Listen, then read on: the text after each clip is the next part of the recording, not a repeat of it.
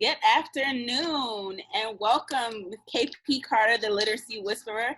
Thank you so much for agreeing to do this interview. I'm really excited to hear about, Summertime with Lizzie B. Hayes. I'm so excited that I'll be able to have this interview with you that I can share with my young queens. They loved your book, absolutely loved it. They passed your book around the school. The young men were reading it. It was completely amazing. So thank you for this text because sometimes it's a struggle to get our children to read.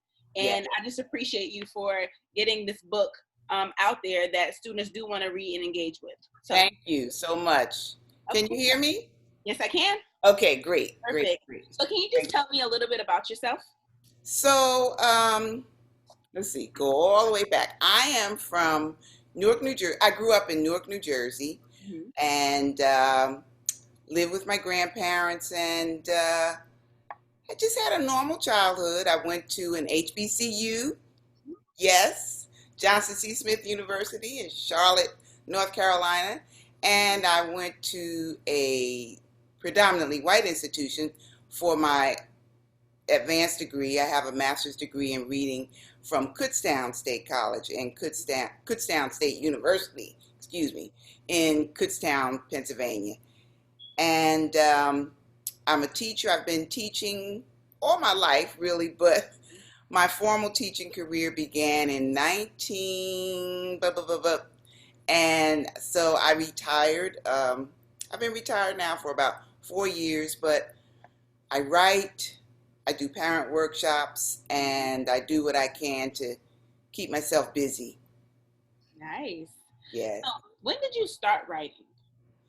So that's a good question because I have journals and we used to call them diaries from years ago. Right. And I save them. I don't know what I'm saving them for because I don't read them anymore. I know when I go on to glory, my sons, when they clean out my house, they're going to be, what is this? Right. But I've just always been a writer. I always like to capture what happens to me during the day. And when I was a child, it helped me to process life, what was going on in the world, and to ease my mind. So I've always been writing. That's cool. That you actually inspired me to start writing my own book and talk about my experiences. I'm not writing it in, a childhood book. I'm just writing it because I think that parents should know what I experienced as a kid and how to, make things better for their kids. Yes. So, that leads me to want to know, can you just tell me a little bit about your publishing journey? So,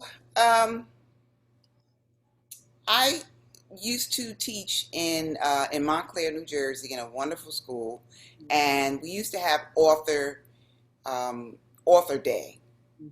We would have authors come in because there were a lot of local authors who were pretty famous, and they would come in and share their books and their journey to publishing with the children.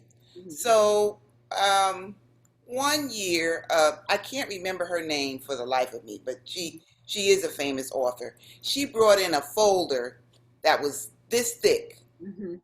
And inside that folder were all of the rejection letters that she had received when she first attempted to publish in the traditional way. And so her point was to get kids to understand that, first of all, you have to persevere. And second of all, you have to write, rewrite, edit, rewrite, and keep working on your craft to get it to be just right. And I decided, because I had started writing my book at that time, I decided that I didn't want to go that route. So I started to research how to publish my book independently. So I did a lot of reading.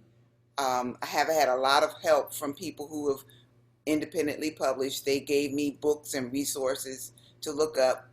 And so I applied for my, your copyright, and just researched companies that would print the book for me. And it was pretty easy to find a company because there are a lot of companies out there that will print your book, but I was looking for something quality. And I had a friend who had gone on the road before me he had published lots of books. My dear friend and mentor, Mark Curtis Little, Mhm.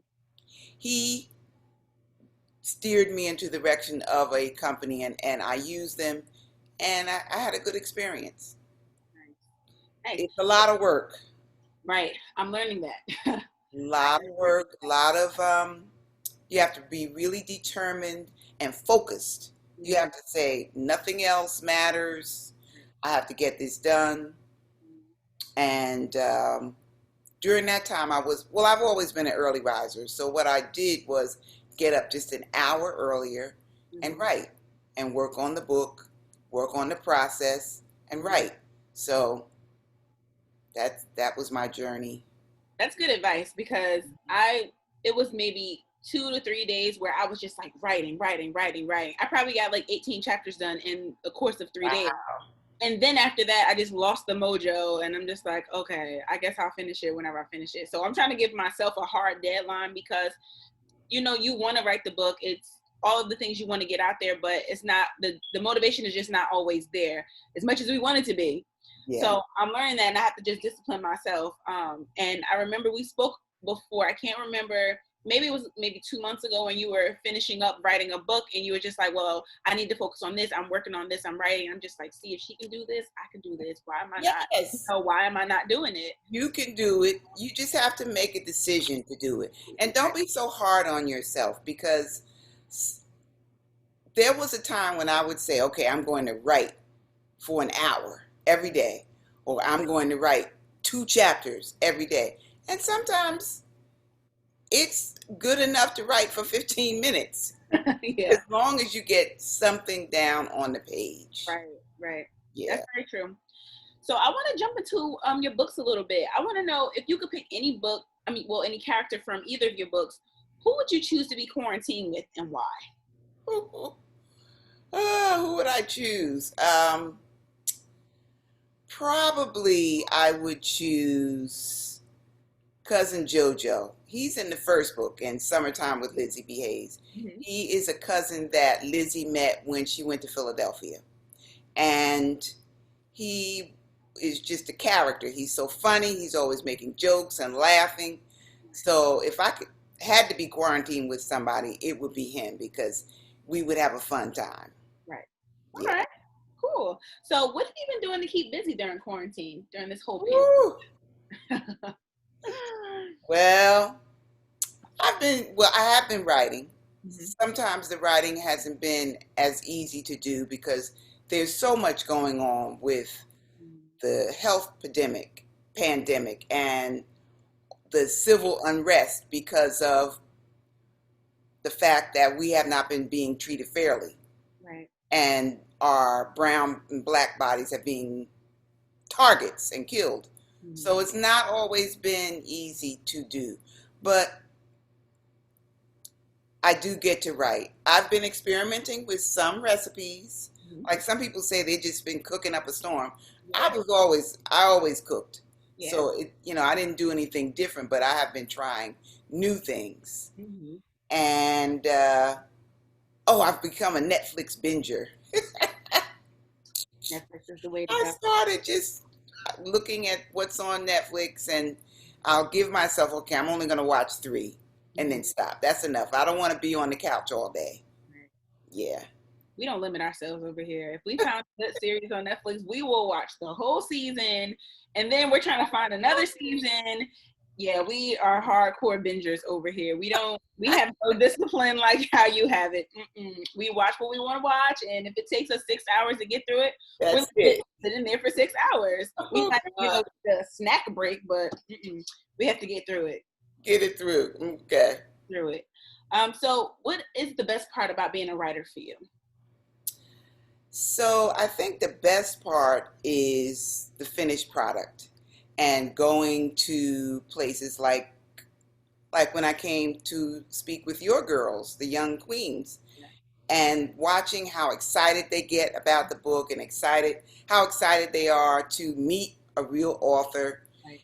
and it's just a wonderful feeling to encourage young people to keep going and Yeah. know that they can do it. Mm-hmm. Even when I'm in schools and the teachers, there are a lot of teachers that come into the room, Right. they get excited also because I always tell people everybody has a book in them. You Right. have you have a story to tell. You've Mm-hmm. lived. So when they see I can do it, Mm-hmm. they get encouraged that they can do the same thing. Wow.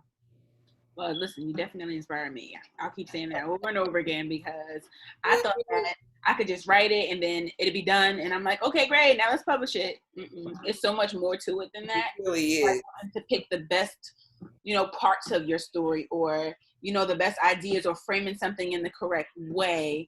Yes, All of that goes into it. it really So does. it also goes into my next question: what is the most difficult part about being a writer? So one of the most difficult parts for me is the editing and revision process because um, I work with someone who is really on point Mm-hmm. and very good at what she does. Mm-hmm. And so when she sends things back to me and says, okay, um, you need to look at this again, or think of it in another way, or scrap it, I have to make a decision. Do I scrap it?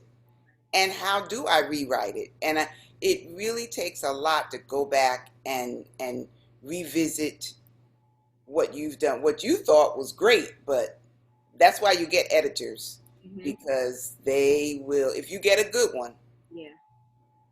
it's important to get a good one. They will steer you. They have your best interest at heart and will steer you in the right direction. Mm-hmm. Right. That is my most difficult part right now. Just for some reason, I don't like to read my stuff. Like I want to write it and move on, and like I want to read it when it's done. So like the revising process is just difficult for me, especially because I'm writing a book that has parts of my life in it, students that I've interacted with, families, things like that. It's hard for me to revisit it, and to live through it again. So Yes. I'm finding that part is difficult for me, specifically with the type of book that I'm writing. Okay. Yep. All right. Yep. Well, you have to really hire yourself a really good editor, Mm-hmm. and they will help you. Right.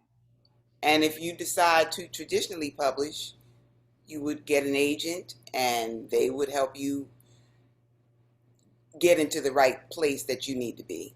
Right. Okay. Yeah. All right. So, like, what is your writing process? Like, what are the steps that you take to get to that finished product?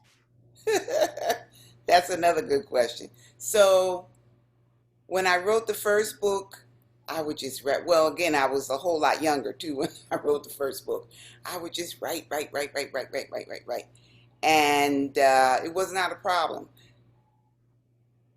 The editing process was a kind of a struggle, but I was able to do it without as like when I did this first book. Well, I don't know if you can you see it? Move it over a little bit more to the middle. Yep, that's better. Well, here it is. Here it is. Yes. That first book, it was like a breeze. My process was get up 4 o'clock in the morning, write until it was time to go to work, come home. In the evening, I had a little bit of energy left. I would do a little bit more, but it was that 4 o'clock in the morning, get up and write. I was just a stream of consciousness type of writer. I could sit at my typewriter and the thoughts would just come to me. But I found that that's good for to getting a first draft. But this second book, I wanted to be a little more. I wanted to go in a different direction, so I outlined what I wanted each chapter to be. I did a character analysis of each chapter, each character. So that's in. Let me see. Which way do I point? That way. That way. No, that way. So that when I wrote the second book, Lizzie Behaves in the Great Camp Caper, I was a little more deliberate in my process. I outlined, and now I'm on the third book, and I'm doing a little bit of both. Okay.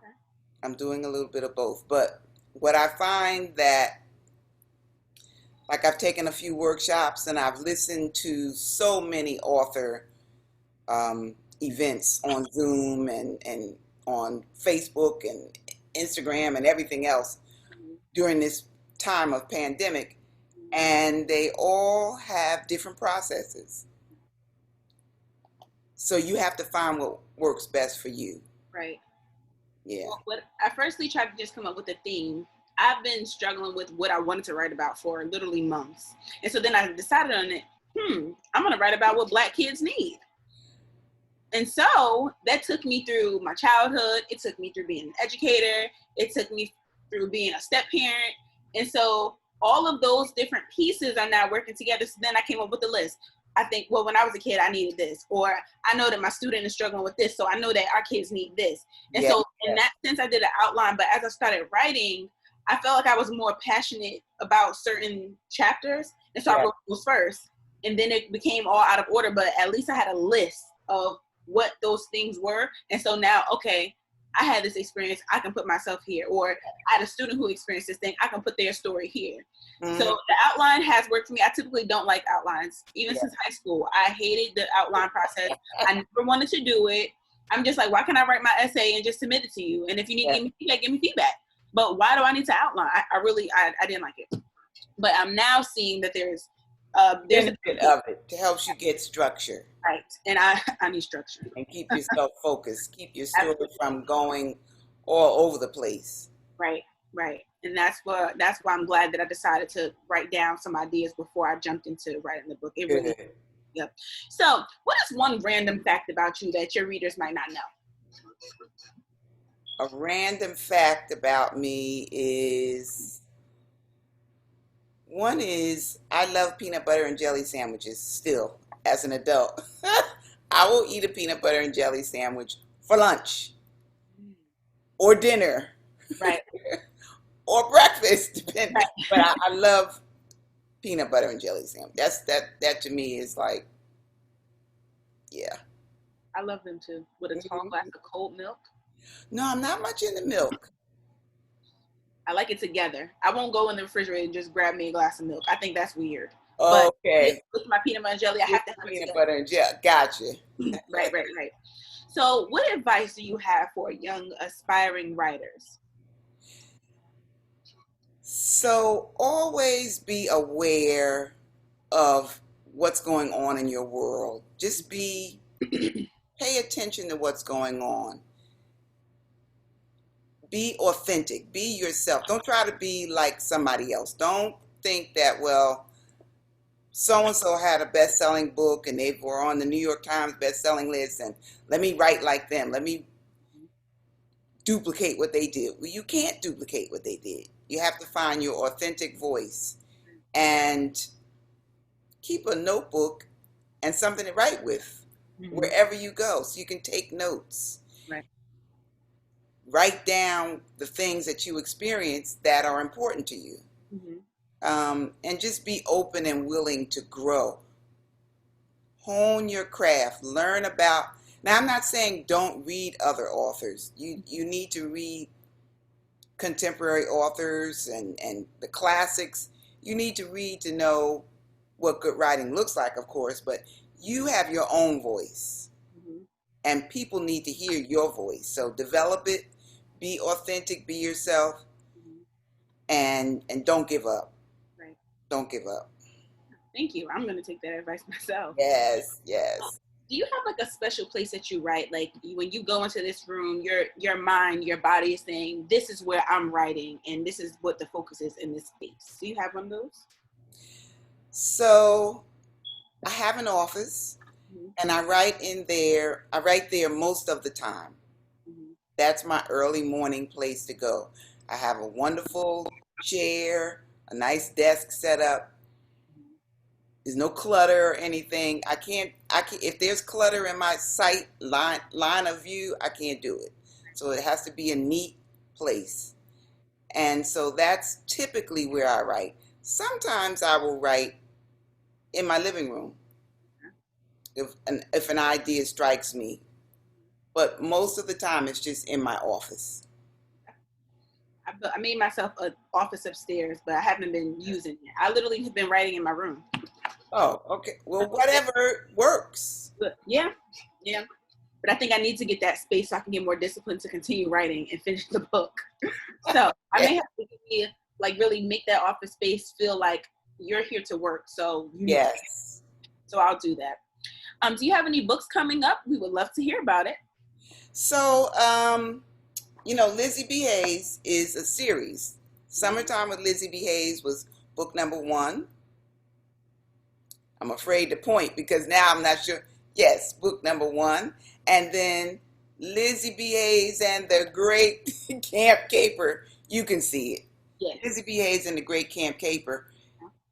That's the second book in the series. Right now, I'm working on, I haven't come up with a title, but Lizzie is now in junior high school. And you may recall that Lizzie is, the books are set during the 1960s and early 70s because I want children to understand what life was like during that time period. It's set in Newark. The first book, we're talking about the 1967 rebellion and how one family processed and went through that time period. In the second book, she's away at Girl Scout camp. She has to deal with a bully. The third book, she's now in junior high school, 7th grade. She skipped a grade. Lizzie, as you know, she's a very smart little girl. So she skipped a grade. So now she has to deal with everything that goes with being a 7th grader. Can I wear stockings? And will people like me? And I'm in a new school. And lots of things that we experienced back in the late 60s, early 70s.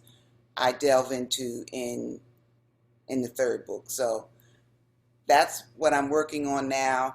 My goal is to have it out in late 2021. Okay. That's my goal. Haven't come up with a title yet. Lizzie B. Hayes in the 7th grade. I just haven't zeroed in. I haven't landed that plane yet. Well, I'm sure that the young queens are going to be looking forward to this book because some of them are in 7th grade now, and then some of them are going to 8th grade. So I'm pretty sure that they'll be looking forward to it, and they're going to carry these books with them even as they go through high school. Yes.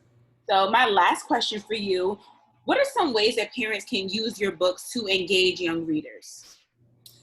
So the one thing parents need to do is make sure that they're reading with their child every day. So if you have a young person who's maybe 7, 8 years old, you may have to read some of the Lizzie books to them and with them. Mm-hmm. Help them to understand what that time period was like. Ask them questions about what's happening. I have study guides that go with the books. I have projects that kids can do. So those are some of the things that parents can do to engage their child in reading Lizzie B. Hayes. And with any book, you want to make sure that you're reading to and with your child every single day. Carve that time out. It's very important because you're setting an example. You are modeling good reading for them, and you're showing your child that reading is important. And I know that there are some parents out there who they may be, let's see, what's the word? They might not read as well as they think they should be able to read. There are lots of authors now who are doing story times on all the different platforms online. You can plug your child in to listen to an author read. I do story times also. All right. Well, I just want to say thank you for, taking the time out to come and talk about your books. Again, you know that my girls, they love your books. And when I saw a young man reading the book, I just looked at him like, where'd you get that book from? Yeah. Is when you came to Lynn Community Charter School and you did it for our parents, and he was able to get that book. He was in the 5th grade this year, so yes, passed it down to him, but he had never met you before. Oh, okay. So they're definitely enjoying it. They're reading it. They're talking about it, which is what we want the children to do. Yes, we do want them to talk about books. Right. So thank you for, this time that you've taken out to, come and talk about us. We're really excited about your new book. So if you don't have any other questions for me, we're done here. Okay, thank you so much. I hope parents will visit my website at kpcarterwrites.com. That's kpcarterwrites.com. I have lots of things on there. Check me out on Instagram. That's also KP Carter Writes. And check me out on Facebook, KP Carter Author. Right.